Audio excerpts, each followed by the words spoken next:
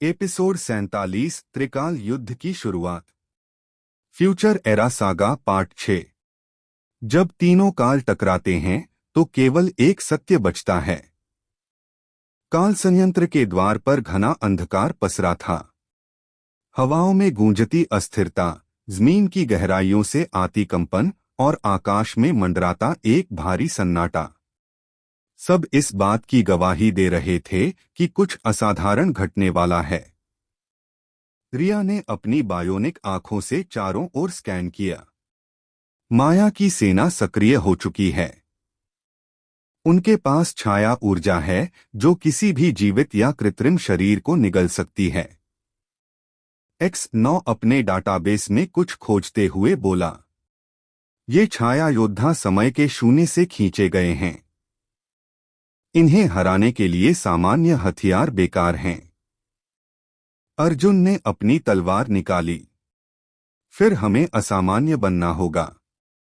काल संयंत्र का द्वार धीरे धीरे खुला। वहां एक विशाल स्फटिक मंडप था, हवा में चमकते हुए ज्योतिरेखाएं जो समय की धमनियों की तरह टिकी थीं।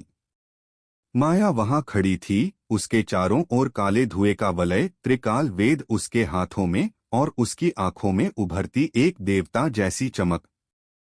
स्वागत है योद्धाओं, तुम आए हो, लेकिन देर से।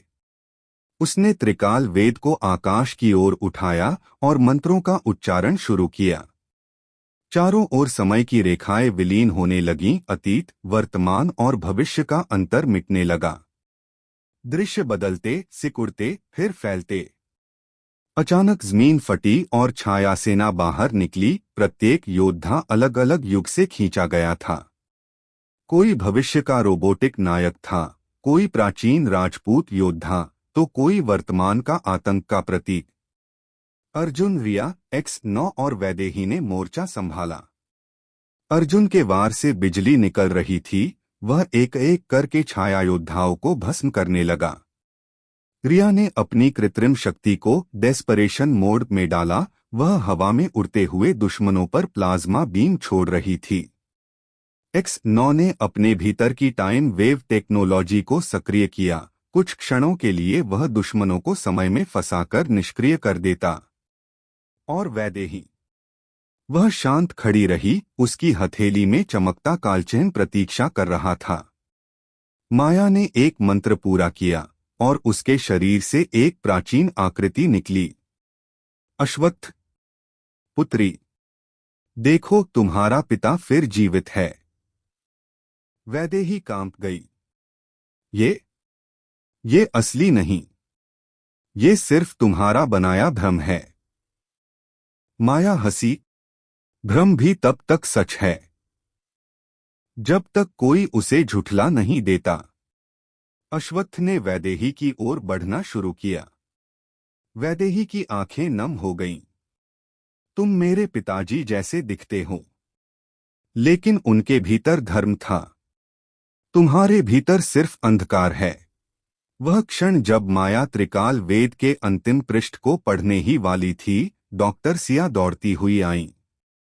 उनके पास कुछ था, टाइम स्टॉप डिवाइस। अगर ये एक सेकंड के लिए भी समय को रोक दे तो हम माया को रोक सकते हैं। लेकिन डिवाइस को मैनुअली सक्रिय करना था और उसके लिए किसी एक को रह जाना पड़ता। समय के रुकते ही वह व्यक्ति हमेशा के लिए कालशून्य में खो जाएगा। डॉक्टर सिया मुस्कराईं। मैंने समय को पढ़ा है, अब समय है उसे जीने का। रिया चीखी, नहीं, हम और रास्ता निकाल सकते हैं। लेकिन बहुत देर हो चुकी थी। सिया ने डिवाइस को सक्रिय किया और एक पल के लिए सब रुक गया। समय स्थिर हो गया।